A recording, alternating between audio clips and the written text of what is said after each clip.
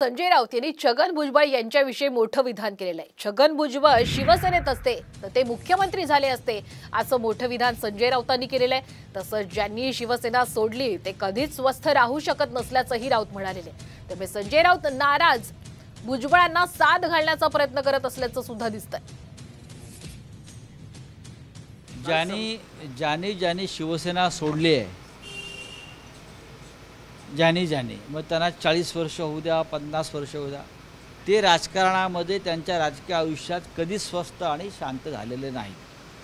आता भुजबळ पाहताय बघा ना तुम्ही, आता शिवसेनेमध्ये असते तेवढ्याला मुख्यमंत्रीपदाच्या टिळा लागून बाहेर पडले असते। पूर्ण सरकारचं अपयश हे अजित पवारांना च्या डोक्यावर फोडून त्यांना बळीचा बकरा देऊ नका।